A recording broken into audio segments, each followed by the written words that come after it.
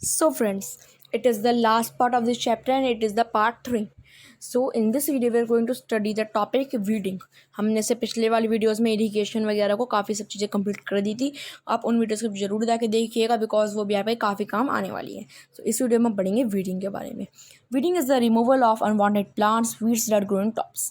Weeding यानी कि अगर हम वीडिंग को अलग करेंगे तो वीड्स आएगा. ठीक है, वीड्स होते हैं अनवांटेड प्लांट्स जो कि क्रॉप के साथ ग्रो हो जाते हैं. अगर आप कोई भी क्रॉप ग्रो करेंगे तो कहीं ना कहीं हो सकता है कि आपके क्रॉप के साथ कोई अनवांटेड ग्रास से ग्रो हो जाए. ठीक है, तो वही आपकी वीड होती है. ठीक है, उनको हटाना पड़ता है. Weeds grow fast and complete with crops of water minerals and sunlight. वो बहुत जल्दी ग्रो होते हैं क्रॉप से और उन्हें अगर वाटर मिल जाए तो बहुत ही ज़्यादा जल्दी ग्रो हो जाती हैं. They also spread pests. उनकी वजह से पेस्ट भी आ सकते हैं. वाटर पेस्ट कीड़े जो हो जाते हैं ना प्लांट्स में, वो weeds sometimes produce poisonous substances, thus reducing the yield of crops. So it is necessary to remove them from time to time. Some examples of common weeds are Parthenium, Amaranthus. Amaranthus means sholai. Chenopodium, that is बथुआ. जब बथुआ खाते हैं ना उसे कहते हैं Chenopodium. Grass and wild oats. Weeding can be done manually by removing the weeds by hand or by using a trowel or harrow. Weeding can also be done by spraying weedicides, also called herbicides. See, अब इन्हें हटाना बहुत ज़रूरी होता है. ऐसा नहीं है कि बस इन्हें उगाया रहने दो, ऐसा कुछ नहीं होता. नहीं, ये आपके उसमें पेस्ट भी ला सकते हैं. ठीक है, और आपके उसको ख़राब कर सकते हैं पॉइजनस सब्सटेंसेस से. तो इन्हें हटाना इंपॉर्टेंट हो जाता है. ठीक है, वीडिंग जो वीडिंग होती है, वीडिंग से भी आप इन्हें हटा सकते हैं. Right, weeding can also be done by spraying weedicides, also called herbicides. Weeding किससे की जा सकती है? वीडिसाइड्स को स्प्रे करने से. What are weedicides? Herbicides. Weedicides कौन से होते हैं? हर्बिसाइड्स का इनका दूसरा नेम होता है. वीडिसाइड्स होते कौन से हैं? ये तो मैंने आपको दूसरा नेम बताया, sorry. But weedicides are the one which remove the weeds. ठीक है, वीडिसाइड से वीड्स हट जाते हैं. Which destroy the weeds but not all crops. ये बस वीड्स को डिस्ट्रॉय करते हैं, आपके क्रॉप्स को नहीं करते. Some common weedicides are simazine and picloram. So there are two names of weedicides given, simazine and picloram. So अगर आपके पास आप उसे मैनुअली नहीं कर सकते, उनके वीड्स को नहीं हटा सकता, वीडिसाइड्स का यूज़ कर सकते हो. Weedicides must be use with care as they are poisonous to human. Therefore grains and other crops produce must be wash truly before being consumed. क्यों कहते हैं ऐसा कि आपको पहले फूड को या फिर जो फ्रूट वेजिटेबल्स होती हैं उन्हें अच्छे से पहले वॉश करके खाना चाहिए. बिकॉज उसमें पेस्टिसाइड्स होते हैं, इंसेक्टिसाइड्स होते हैं, फर्टिलाइजर्स होते हैं, मैन्योर्स होते हैं. ठीक है, मैन्योर्स भी तो होता है डेड एंड डिकेइंग मटीरियल है ना, सब खा लोगे क्या? ठीक है, एंड इवन वीडिसाइड्स होती हैं, हर्बिसाइड्स वगैरह. ठीक होते हैं, तो इसीलिए आपसे कहा जाता है कि जो सारे केमिकल्स हैं वो हट जाएँ उन पर से. इसलिए आपसे कहा जाता है कि आप उन्हें अच्छे से वॉश करके खाओ. Right. So our next topic is the protection of crops. ठीक है, so are you all ready for this topic? The protection of crops. Crops are eaten or damaged by pests like rodents, insects, locusts, termites, and weevils. Locusts fly in swamps and eat leaves. They destroy vast areas of sugarcane and wheat plantations. Other insects such as stem borers, boreholes in the stem, while termites eat roots. Pests like rodents and insects. Locust जो crops होते हैं वो paste से, जैसे हमने पहले पढ़ा था, पेस्ट कौन होता है? कीड़े मकोड़े. ठीक है, कीड़े जो आ जाते हैं. इंसेक्ट्स जो आ जाते हैं. ठीक है, इंसेक्ट्स लाइक लोकस्ट्स, टर्माइट्स, वीविल्स. अब मैं आपको फोटो भी दिखा देता हूँ तीनों की. देखिए, locust, termite and weevil.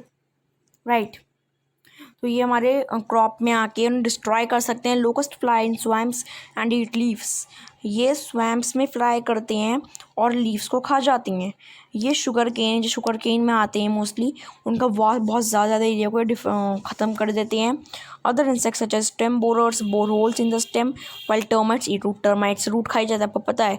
And जो एक स्टेम बोरर होते हैं जो स्टेम में छेद कर देते हैं बड़े बड़े. 1/10 of the global crop production is destroyed by pests every year. So 1/10 of the global crop production means जो बहुत ही नेशनल लेवल पे जो ग्लोबल क्रॉप प्रोडक्शन होती है उसमें से 1/10 पार्ट पेस्ट के वजह से ही डिस्ट्रॉय हो जाता है. Crops are also attacked by microorganisms such as bacteria, fungi, viruses, which reduce yield by causing several diseases. For example, fungi cause rust and smut in wheat and blight in potatoes. Both bacteria and fungi cause a disease called wilt in plants, which block the tissues that transport water. Xylem, consequently, the plant dies due to lack of water. So see, crop ना micro organism से भी attack किए जा सकते हैं, जैसे कि bacteria हो गया, फंगी हो गया, वायरस हो गया, ठीक है। वो यील्ड को रिड्यूस कर देते हैं, मीन्स यील्ड की इनकम होती है, उसको रिड्यूस कर देते हैं obviously, right. For example, fungi causes rust and smut in wheat. जो फंगी होता है वो रस्ट कर देता है, स्मट कर देता है वीट के अंदर। ये डिसीजेस का नाम है। Bligh in potatoes, not blight, bligh, T silent होता है। Blighting potatoes, both bacteria and fungi, bacteria और फंगाई दोनों ही मिलके क्या डिसीज कॉज करते हैं प्लांट्स के अंदर? विल्ट। तो ये बहुत इंपॉर्टेंट हो जाता है, बिकॉज बैक्टीरिया दो टाइप के होते हैं, गुड एंड बैड। आप नेक्स्ट चैप्टर में पढ़ेंगे, मेरी वीडियो आ जाएगी, चिंता मत ना करना। सो आप वो विल्ट एक कॉज करते हैं दोनों मिलके, किसके अंदर? प्लांट के अंदर। तो ये बहुत ज़रूरी हो जाता है इनको हटाना। विच ब्लॉक्स, ये विल्ट क्या करता है? ये टिश्यूज़ को ब्लॉक कर देता है। आपको पता होगा कि जाइलम वाटर ट्रांसपोर्ट करता है प्लांट के अंदर, फाइलम फूड ट्रांसपोर्ट करता है। तो जो जाइलम जो वाटर ट्रांसपोर्ट करता है उसको ये ब्लॉक कर देते हैं, जिस कारण उन्हें वाटर नहीं मिल पाता रूट्स को, और उससे क्या हो जाता है? प्लांट डाई हो जाता है। Next is paste and organisms can be eliminated and control by using chemical control और बायोलॉजिकल कंट्रोल। पेस्ट और माइक्रो ऑर्गेनिजम्स कैसे कंट्रोल किए जा सकते हैं? केमिकल कंट्रोल से या फिर बायोलॉजिकल कंट्रोल से। So it is something to be understood very quickly and very effectively, that is chemical control and biological control, ठीक है। Chemical control involve spraying the soil with chemical substances called pesticides that kill the pest. जो chemical control होता है उसमें जो soil को ना chemical substance जैसे कि पेस्टिसाइड्स हो गए, इंसेक्टिसाइड्स हो गए, फंगीसाइड्स हो गए, रोडेंटिसाइड्स हो गए, रोडेंट्स हटाने के लिए ये सबको यूज़ किया जाता है, जिससे कि जो हमारा प्लांट है वो सुरक्षित रही होता है। केमिकल कंट्रोल, केमिकल वे से। अब हम पढ़ेंगे इंसेक्टिसाइड्स, फंगीसाइड्स और रोडेंटिसाइड्स के बारे में, ठीक है। जब पेस्टिसाइड्स होते हैं सब, insecticides are used to destroy insects. Carabel and Melathionin are examples. Fungicides are used to destroy fungi. Sulfur and copper salts are examples. Rodenticides are used to against rodents. Rodents यानी कि चूहे, जो वाले animals होते हैं कहते हैं हम rodenticides. Zinc phosphide and atrazine are examples. समझाने की तो मेरे को इसमें ज़रूरत मेरे को लगती नहीं है। Next is spring can be done by hand operated machines और बाय लो फ्लाइंग एयरक्राफ्ट। जिनकी स्प्रिंग होती है ना फंगीसाइड्स की, या तो हैंड से, ठीक है, कोई मशीन से, या फिर कोई लो फ्लाइंग जो मतलब थोड़ी नीचे ज़मीन पे कोई एयरक्राफ्ट फ्लाई कर रही हो, उससे भी हो सकता है। एडवांटेजेस ऑफ यूजिंग पेस्टिसाइड्स का use, they kill pests quickly, they are easy to use and store, a large variety of chemical are available that can eliminate most pests। वो जल्दी पेस्ट को किल कर देते हैं, ईजी स्टोर होते हैं, use होते हैं, ठीक है। A large variety of chemicals are available that can eliminate more pest. बहुत ज़्यादा वैरायटी में केमिकल्स अवेलेबल होते हैं जो कि बहुत ज़्यादा पेस्ट को एलिमिनेट, बहुत ज़्यादा पेस्ट को ख़त्म कर सकते हैं। अब इनके डिसएडवांटेजेस भी होंगे, जिस चीज़ के एडवांटेज होते हैं मोस्टली उसके डिसएडवांटेज भी होते हैं। So what are disadvantages? Pest can develop resistance to a particular pesticide. Pesticides can affect wildlife when spread in a particular area. So जो पेस्ट होते हैं वो एक रेसिस्टेंस एक पर्टिकुलर पेस्ट भी, जो कुछ खतरा, मैं आपको ईजी लैंग्वेज में समझाऊँ तो वो पेस्टिसाइड से कुछ खतरा हो सकता है प्लांट में, वो वाइल्ड लाइफ वेन स्प्रेड, अगर वहाँ पे जो भी रहने वाले जानवर होंगे उसके लिए वो घातक हो सकता है। पेस्टिसाइड्स कैन सीप into the soil and drain into rivers and lakes causing pollution। Pesticide जब उसमें डाले जाते हैं तो वो वाटर जब धुलते हैं, मैंने आपको बता रखा है पेस्टिसाइड वाटर के साथ फ्लो कर जाती हैं, ठीक है। तो वो वाटर बॉडीज में जाएंगे, उस पानी को पिएगा तो उससे भी फूड पॉइजनिंग हो सकता है। They can enter food chains and build up from one feeding level to next. Food chain आपको पता है पहले छोटे से बड़ा, बड़े से बड़ा, इस टाइप से जनरेशन बाय जनरेशन जो फूड चेन चलती चली जाती है। जैसे कि पहले एक क्रोकोडाइल था, नॉट क्रोकोडाइल, एक फिश थी, उसने इंसेक्ट खाया, फिश को किसी ने खा लिया, इस वजह से फूड चेन चली जाती है। अगर वो फूड चेन के अंदर एंटर कर गए तो फिर जो भी फूड चेन को खाएगा वो इफेक्टेड होकर चला जाएगा। Being toxic, they can affect the health of humans since they can enter our bodies through fruits and vegetables. These should be washed thoroughly before being consumed. Next is our biological control. Biological control can be a powerful method of controlling pests. It involves the deliberate यानी कि जानबूझ के use of one organisms that regulate population of pests. But there are Let me turn it. Okay. But there are disadvantages to this method. Biological control agents may negatively affect native plant and animal species directly or indirectly. Biological control में किसी और अच्छे insect का use किया जाता है जिससे कि वो उससे खा जाता है, जो भी गंदा इंसेक्ट होता है, जो भी गंदा पेस्ट होता है वो उसे खा जाता है. लेकिन इसका डिसएडवांटेज ये भी हो सकता है कि थोड़ा सा पॉजिटिव की बजाय नेगेटिव इफेक्ट कर दे. ठीक है, उस प्लांट को ही खा जाए. ठीक है, उस पर कोई घातक हो साबित हो जाए. ठीक है, तो ये है. Next is our harvesting. Harvesting तो आपको पता ही होगा कि जो क्रॉप्स होते हैं, इनसे मीन्स क्रॉप्स वगैरह को हार्वेस्ट करना. Harvesting is the cutting and gathering of mature crops from, जो अच्छे से यंगर क्रॉप्स जो ग्रो हो जाते हैं उन्हें कलेक्ट करने को ही हम हार्वेस्टिंग कहते हैं. Fruit and vegetables can be harvested manually or mechanically and either sold immediately or stored in a cold storage unit for future use. In small farms, grains are harvested manually using a sickle. In large farm, it is done using expensive and sophisticated farm machinery like the combine harvester, which helps with the both harvesting and threshing. अभी हम threshing और winnowing के बारे में आगे पढ़ते हैं, लेकिन उससे पहले हम समझ लेते हैं कि जो फ्रूट्स और वेजिटेबल्स होती हैं वो या तो मैनुअली हाथ से, ठीक है, बहुत सारे जने हो जाएं उसमें, या फिर मैकेनिकली बाय द मशीन्स से यूज़ किए जा सकते हैं. ठीक है, और फिर जैसे ही वो हार्वेस्ट होंगे या तो वो बहुत ही जल्दी मीन्स 1-2 घंटे के अंदर ही सोल्ड कर दिए जाएंगे, 2 दिन के अंदर, या फिर उन्हें रखा जाए कोल्ड स्टोरेज जिससे कि वो ख़राब ना हो सन की लाइट से. ठीक है, और फिर फ्यूचर यूज़ में किया जाए. जो स्मॉल फार्म्स होते हैं वो मैनुअली ग्रेन्स को कलेक्ट करते हैं, लार्ज फार्म्स होते हैं वो मैकेनिकली ग्रेन्स को कलेक्ट करते हैं, लाइक कॉम्बाइन हार्वेस्टर. ये होते हैं combine harvester. See, these are the combine harvesters. So next is our threshing and winnowing. Threshing is the process of just loosening the edible part from grain from the surrounding scale in incredible chaff. Threshing process होता है वो क्या process होता है, अगर आप वो लेंगे कोई गेहूँ लेंगे बिल्कुल क्रॉप से ही लेंगे, ठीक है, डायरेक्ट, तो उसके ऊपर आपको चाव दिखेगा, छिलका दिखेगा, उस छिलके को उससे अलग करना. ठीक है, जो स्केली इनएडिबल जैसा आप नहीं खा सकते उस चाफ को अलग करने को आप थ्रेशिंग कहते हैं. वन मेथड ऑफ थ्रेशिंग इस चीज़ को करने के लिए ग्रेन्स में होता है मोस्टली. इस चीज़ को करने के लिए प्रोसेस होता है threshing floor. Another traditional method is to place the harvested material on the hard surface and make the animals such as cattle and donkeys walk on circles on it. However, in developed areas threshing is now mostly done with a combine harvester. अब देखिए आजकल तो threshing वैसे भी combine harvester से की जाने लगी है. ठीक है, और लेकिन पहले ज़माने में कैसे की जाती थी कि उस चाफ को एक जगह पर रख कर उसे बहुत मारा जाता था जिससे कि चाफ अलग हो जाती थी. ठीक है, और एक भी होता था कि उसे बहुत जगह मतलब एक जगह पर डाल दिया जाता था और उस पर एनिमल्स इधर उधर मूव करते थे जिससे कि उसकी चाफ अलग हो जाती थी. ठीक है, बट आजकल तो कंबाइन हार्वेस्टर से मोस्टली एरिया में कई जाने लगी है. Now what is winnowing? Wind winnowing is the method of separating grain from chaff by throwing mixture into air. अभी ये एक मेथड होता है थ्रेशिंग में यूज़ होता है. इसमें क्या होता है कि जो चाफ होती है, ठीक है, चाफ तुमने बता दिया ना, जो छिलका जो होता है इनएडिबल और जो चीज़ होती है ये उससे हट जाती है एयर में. इसमें क्या होता है चाफ मीन्स जैसे कि एक छन्नी लेंगे कुछ भी लेंगे उसमें वो डाल देंगे, ठीक है, और फिर पंखा चलाएंगे तो मीन्स इसमें देखिए इसमें क्या आपने थ्रेशिंग कर लिया, वो जो छिलका था उसमें अलग हो गया, लेकिन वो रहा तो एक ही जगह पे से मिक्स तो रहा, एक ही जन हाथ से उठाएगा नहीं, बहुत एक फ़ैन चलाया जाता है, हवा चलाई जाती है जिससे कि क्या होता है वो जो ग्रेन्स होते हैं वहीं रह जाते हैं और बाकी सारा छिलका होता है वो उड़ जाता है. Insect pest can also be remove from store gains with this method.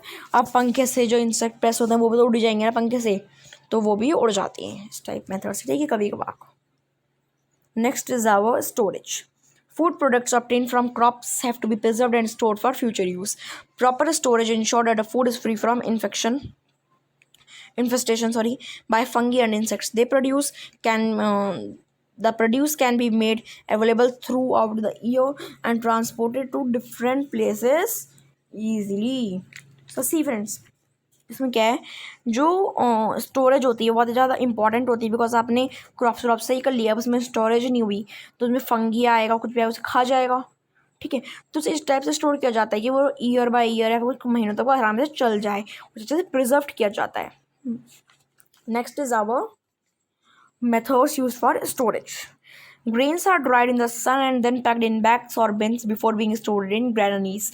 This helps to reduce to some extent the growth of microorganisms and damage caused by rodents. To keep the granaries free of pest, various pesticides are sprayed in them.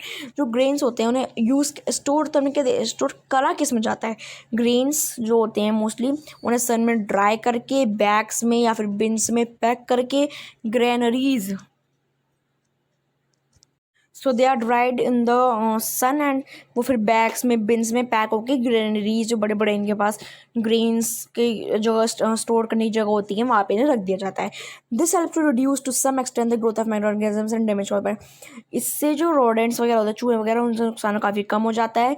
Granaries को paste यानी कीड़े मकोड़े से free रखने के लिए pesticides उस granaries में उन क्रॉप्स पे स्प्रे किए जाते हैं.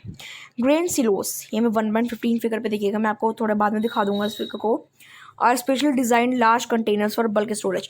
बहुत ज़्यादा क्वांटिटी के लिए हम ग्रेन सिलोस का भी यूज़ कर सकते हैं. Different stocks of grains are stored at different levels. The grain silos are design such as the temperature can be control and the grain can be inspected fumigated and protected from rodents, birds and pests. The grain can be collected using cutes and or slides at five different levels.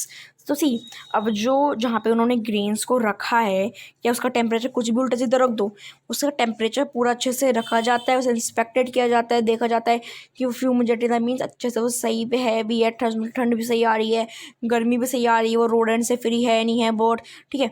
और फिर उन्हें collect किया जाता है using cute. आपने देखे होंगे जब भी आप कुछ चावल वावल ले जाते हो कुछ यूज़ करते हैं चावल निकालने के लिए, उन्हीं से उन्हें कलेक्ट कर लिया जाता है, ठीक है, इस टाइप से.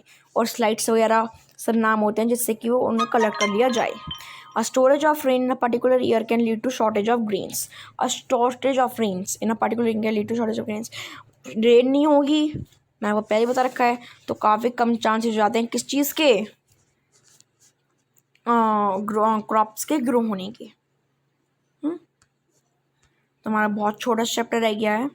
सी हमारे ग्रेन सिलोस की मैं फोटो दे रखी है, right. Some stock of grains is kept to reserve the compensate for a shortage. This is known as buffer stock. कुछ बहुत कम समय के लिए स्टोर किए जाते हैं वो कहते हैं बफर, कहते हैं क्या कहते हैं buffer stock. Animal husbandry. Humans started domesticating animals when they stopped leading a nomadic life and started settling down in communities around 10,000 BCE. Economically useful farm animals are referred to as livestock. मैं आपको पहले बता चुका हूँ कि जो useful animals होते हैं हम लाइव स्टॉक कहते हैं. Breeding feeding caring of live stock for food and other purposes called animal husbandry. आप एनिमल्स की देखभाल कर रहे हो फूड के लिए कुछ भी अदर पर्पसेस के लिए, उसे आप एनिमल हस्बेंड्री कहते हैं. Many farmers in India dependent on animal husbandry for their livelihood. In addition to supplying milk, meat, eggs, hides, animals, mainly bullocks are very important in draught animals used for plowing and carrying loads. सी आप उन्हें कई तरीके से use कर सकते हो, जैसे meet खाने के लिए या फिर उन पर वेट उठाने के लिए, राइट. गोट जैसे होता है इन पर वेट उठाने के लिए आप इन्हें यूज़ कर सकते हो. इन्हें पहले पालोगे तो ऐसा तो नहीं, पहले आप इन्हें पालोगे फिर आप इनका यूज़ करोगे. नेक्स्ट द यूज़फुल एनिमल्स जो आपके यूज़ आ सकते हैं, that are useful animals. Humans are dependent on animals in innumerable base. वो बहुत अनगिनत बेस पे जो एनिमल्स पे डिपेंडेंट रहता है. Animals are a source of food, clothing, transportation के लिए यूज़ होते हैं, ठीक है. पेट्स की तरह वो कंपनी प्रोवाइड करते हैं. एनिमल्स प्रोडक्ट्स और printed different methods like dairy farming, live stock farming, poultry farming. Poultry आपको पता है, रेजिंग बर्ड्स लाइक हेंस की फार्म करना. सेरिकल्चर यानी कि सिल्क वॉर्म्स की. एपिकल्चर बीस की. और पिस्टिकल्चर यानी कि फिश की फार्मिंग, ठीक है, कि हस्बेंड्री करना, एनिमल हस्बेंड्री करना. The animal domesticated bye humans can be divided into the following categories. जो एनिमल्स हम ह्यूमन से डोमेस्टिकेट किए जाते हैं वो किस टाइप से वो किया जाता है, डिफ्रेंशिएट किए जा सकते हैं, उसके बारे में पढ़ते हैं. ये समझाने का कुछ भी नहीं है इसमें. Milk yielding animals, dairy animals, ये तो आप खुद ही पढ़ लेंगे चारों चीज़, इसमें कुछ समझाने का ऐसा कुछ है नहीं. ये आपको बस इसमें एग्जाम्पल दे रखें कि कौन कौन चीज़ें क्या क्या देता है. Next is Honey yielding animals, ये भी आप पढ़ लेंगे. Draught animals or animals used from farm work including the mule, donkey, horse, buffalo and camel. They are used in transportation. ये जैसे कि म्यूल हो गया, डंकी, ये सब एनिमल्स के नेम है. हॉर्स, बफेलो, कैमल, ये सब किस में यूज़ होते हैं, ट्रांसपोर्टेशन में, मीन्स सामान का ट्रांसपोर्ट में इधर उधर ले जाने में. And other farm work such as ploughing और threshing. Livestock should be properly cared for. If they fall ill or not clean, they may cause disease in humans. जो livestock होता है वो अच्छे से केयर किया जाना चाहिए. अगर वो उसमें बुखार आ गया livestock में, उसमें मीन्स एनिमल्स में, ठीक है, तो फिर वो डिसीजेज़ भी परफॉर्म कर सकता है ह्यूमन बींग्स के अंदर खुद। ठीक है, तो उनकी भी अच्छे से बिल्कुल एडिक्वेट केयर चाहिए होती है। सो फ्रेंड्स, ये चैप्टर हमारे यहाँ पे कंप्लीट होता है। अगर आपको ये लगा हो कि मैं थोड़ा फास्ट बोला हूँ या फिर मेरे को थोड़ी, तो बस ये जो आपका चैप्टर 13 पेज हो चुके हैं, और ये जो आपका पेज है ना, ये वो पहले वाला है, मैं थोड़ा गलती से शिफ्ट कर दिया था, बट कोई नहीं फ्रेंड्स। यहाँ पे तो चैप्टर कंप्लीट होता है। बट अगर आपको लगा हो कि मैं थोड़ा फास्ट बोल रहा हूँ, आप इसकी 1 पॉइंट स्पीड कम करके भी देख सकते हो, और अगर आप लग धीरे बोल रहे हो तो आप इसकी 1 पॉइंट स्पीड बढ़ा के भी देख सकते हो। By the way friends, sorry for any inconvenience during making this video, and please subscribe and like to my channel. और अगर आपको, फिर मैं आपसे कह रहा हूँ, आपको कोई भी टॉपिक की इस चैप्टर से या फिर कोई भी टॉपिक की, English, Hindi, math, science, SST, MI, GK, IT, computer, any subject, कोई भी टॉपिक की आपको वीडियो चाहिए टिल क्लास 8 एंड 9 के, मैं कुछ टॉपिक्स कवर करा सकता हूँ। ठीक है, तो आप मेरे को प्लीज़ कमेंट में बता दीजिएगा, मैं अपना पूरा बेस्ट देने की कोशिश करूँगा। So till then, tata, bye bye, thank you. And ये चैप्टर यहाँ पे कंप्लीट होता है। नेक्स्ट चैप्टर की वीडियो आपको जल्द ही मिल जाएगी। Thank you, bye.